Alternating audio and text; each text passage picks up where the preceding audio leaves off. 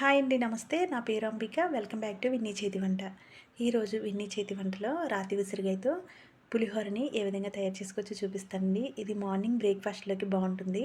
ఒకసారి తప్పకుండా ట్రై చేయండి. ఎందుకంటే ఇది సీజనల్ కాబట్టి ఉసిరికాయలు దొరుకుతాయి. తప్పకుండా ట్రై చేయండి. ఏ విధంగా తయారు చేసుకోవాలో చూపిస్తాను రండి. ముందుగా ఒక గ్లాసు బియ్యాన్ని ఈ విధంగా ఉడికించుకుని పక్కన పెట్టుకోవాలి.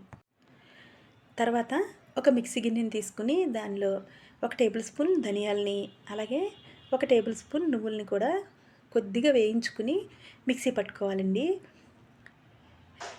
ఇది ఈ విధంగా పొడైన తర్వాత ఒక ప్లేట్లోకి తీసేసుకోవాలి. తర్వాత అదే మిక్సీ గిన్నెలో ఒక 4, 5 ఉసిరికాయలని ఈ విధంగా ముక్కలుగా కట్ చేసుకుని వేసుకోవాలి.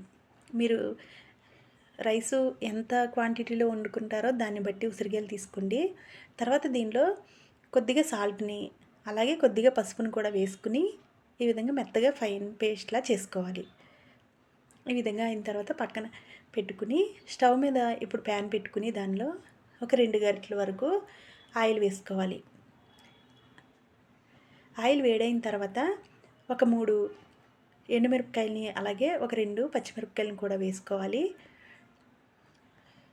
ఇవి కొద్దిగా వేగిన తర్వాత దీనిలోనే కొన్ని వేరుశనగ పప్పుల్ని, అలాగే పచ్చిశనగ పప్పుని, అలాగే మినపప్పుని కూడా వేసి 1 టేబుల్ స్పూన్ ఆవాలను కూడా వేసుకుని కొద్దిగా ఈ విధంగా కలుపుకోవాలి.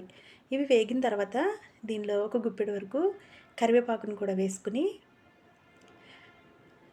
ఈ విధంగా ఫ్రై చేసుకోవాలి.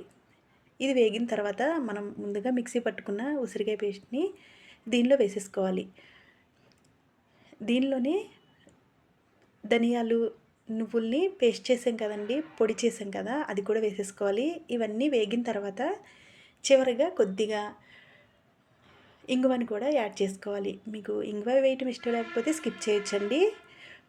తర్వాత ఇది స్టవ్ ఆఫ్ చేసేసుకుని మనం ముందుగా ఉడికించుకున్న అన్నంలో ఈ మిశ్రమాన్ని కలిపేసుకోవాలి.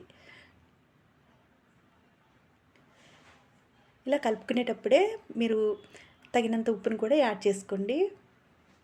అంతేనండి, పులిహోర అయితే రెడీ అయిపోయింది. దీని రుచి అయితే చాలా అంటే చాలా బాగుంది. ఒకసారి తప్పకుండా ట్రై చేయండి. వీడియో నచ్చిందని అనుకుంటున్నానండి. నచ్చితే లైక్ చేసి మీ ఫ్రెండ్స్‌కి, రిలేటివ్స్‌కి షేర్ చేయండి. ఇలాంటి మరిన్ని వీడియోస్ కోసం విన్నీ చేతి వంట ఛానల్‌ని సబ్స్క్రైబ్ చేసుకోండి.